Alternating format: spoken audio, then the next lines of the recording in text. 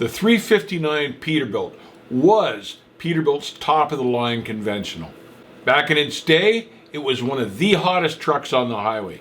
Now, Peterbilt built a lot of great trucks, but the 359 helped establish Peterbilt as the company that it is today. So in today's interview, the Lettuce King and I are going to take an in-depth look at this classic 359 truck. Okay, Lettuce King, I think we're good to go. We're talking about the 359 Peterbilt, of which the Lettuce King is an expert, a total expert. So I've got a series of questions here that our audience wants to pose to you. The first question is, what inspired the 359 model Peterbilt, in your opinion? Alleged expert. What inspired? I would say in '67, they were bringing out bigger motors, more horsepower. The West Coast, they needed more cooling, bigger rads. And that was, as far as I'm concerned, because the cab was the same as a 351. You could get a tilt hood on a 351. So it was basically just to have the wider front end for a bigger rad to put more horsepower in them, as far as I know. Yeah, and I would agree with that. 2 years earlier, Kenworth had come out with the first W900, and they had, of course, the bigger hood to accommodate the bigger motors. What would you say was most innovative about the 359 model, say over the 351 that had come before it? Well, like I said, when they first brought out the 359, it was basically just a 351 with a wide hood. They both had tilt hoods. It was the same cab, the same, just about everything. It wasn't, in my opinion anyways, really until 72 when they brought out the new cab, that had the bulkhead style doors, that closed better, sealed better. The dash was designed better. It opened up with just two screws and folded down in your lap, and unlike like my truck where you've got to disassemble half of the cab to get the dash open on it. And the early 72, 73, 74, they had the flat dash, wasn't the Corvette dash yet, but it's still, would drop into your lap, one bolt, the steering column would open up. And technicians, it was all about those guys making it easier to work on them. The wiring was better. They were quieter. The interiors were light years better than a 351. It's just like anything, it just progresses and it just gets better. They were an all aluminum build pretty much by this point. Well, no, 359 cab had steel corners on the roof, which in later years, turned out to be one of their downfalls. But a 351, like the old style cabs, they went from being pretty much all steel to all aluminum. And like my 65 cabs, all aluminum, but they cracked and broke up under severe conditions. I mean, and the 359 cab, is just a better built. Yeah. So in your opinion, what did the 359 do really well? What was it particularly good at that you liked? Oh God, I think everything about a 359 they do well. They for its time, when we're talking about when it came out. I mean, they did everything well. The interiors were, basically, they were beautiful trucks. They looked sexy. They were, they were quiet compared to the earlier trucks. I mean, Kenworth was right there. I mean, you couldn't go wrong with a VIT interior either. I mean, they were pretty jazzy too. But I liked everything about them. I liked this small cab that you could reach over and you know roll the window down if you didn't have air windows. And I'm not a huge guy, so I mean, I was always comfortable in them, and they were warm. I mean, when they were new, they were warm. Um, it's just like everything else. When it came out, it was so much better than what they had before. You couldn't not like it. I remember that they turned better. Their turning radius was tighter than the Kenworth, than their competition. The Kenworth was terrible Well, for yeah, I was turning gonna say radius when it first the came Ti- out. the Titanic turned better than a Kenworth. Yeah, it was it Come on, was it was they were awful. horrible. Was there anything about the 359 that you didn't particularly care for? Well, like I said, as years went on, that steel roof cap on the sides, would react with the aluminum. So, everybody's roof started to leak underneath the outside clearance lights, and so that the headliner starts to droop, and that kind of a deal. And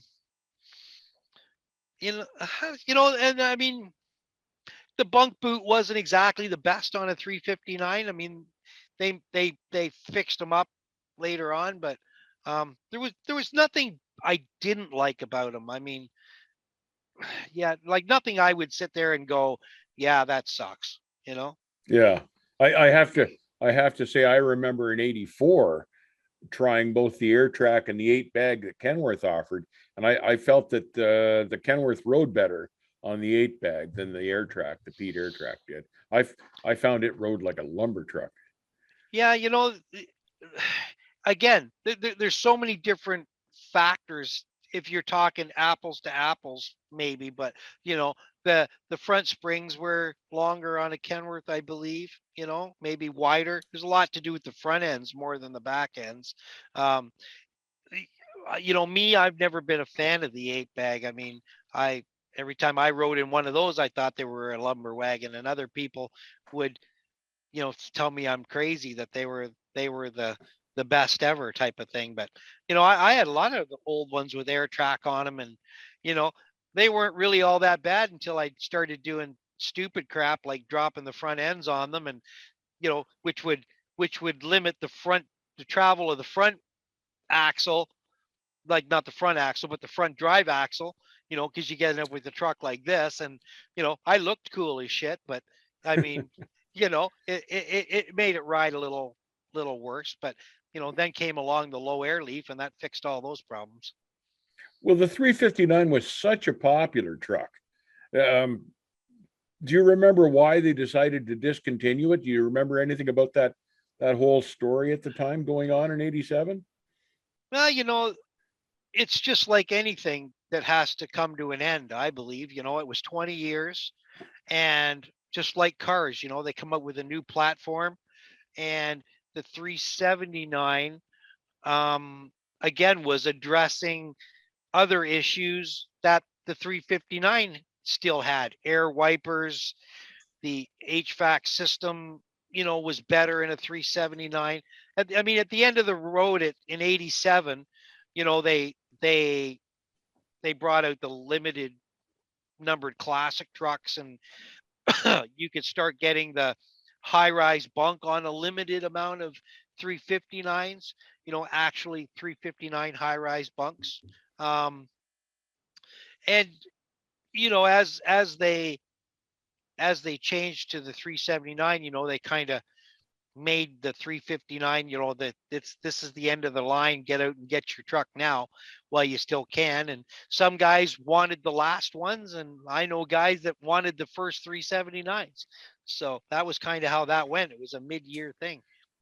I remember Peterbilt did something really smart for the marketing on that. They announced that they were discontinuing the 359, and they waited like almost a year before they announced the production of the 379. So when they first announced the end of the 359, there was a huge rush in their sales. Their sales just spiked.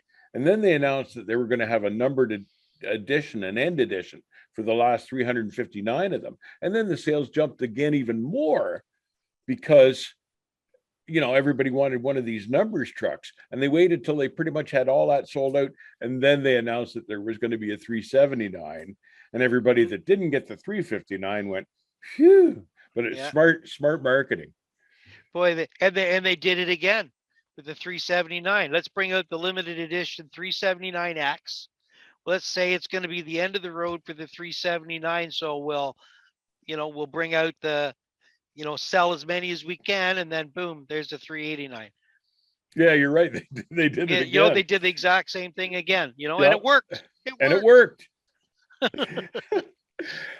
Let us, King, how many 359 Pete's did you actually own yourself and work on and restore and customize and then sell? I've had 10 of them or 9 of them, something like that. I had a red 85 was my first one. Short hood, regular hood, a 119. And I had the green raccoon truck, was an 86. I had the red and silver 86.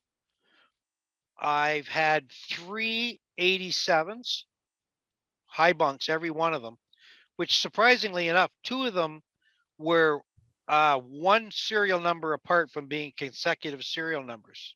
Yeah. Yeah, weird, eh? Cool. I had the black 85 with the stretched hood on it, with this 3406 in it. I had the black 80 with the V8 in it. I had another 86 that I never finished. And God, I think that's it, man. I don't know. I lose track, Another question: if you were an engineer at Peterbilt when they were designing and building the 359, what would you have changed if you could have in that truck? If I was an engineer when they built that truck, I probably wouldn't have changed anything because, again, like I said before, you were coming from the old cab, the old stuff, and the stuff that was in the 359 was so much better. Like the wiring was so much better than a 351 cab. The doors were so much better. The everything, and nobody really thought about like things like electric wipers because air wipers were the standard and they worked. So why fix what's not broken, Well, I won't keep you any longer, but I've really enjoyed talking to you about probably the most iconic truck that's ever run the interstates in the US. And you are the man. Thank you for taking the time and going through this with us. We've enjoyed the interview. Stay safe. Keep the rubber side down. Any last comments? That was my line. I was supposed to say keep the rubber side down, remember? Go ahead. Stay safe. You suck, Dave. Keep the rubber side down. And we'll see you on the back haul.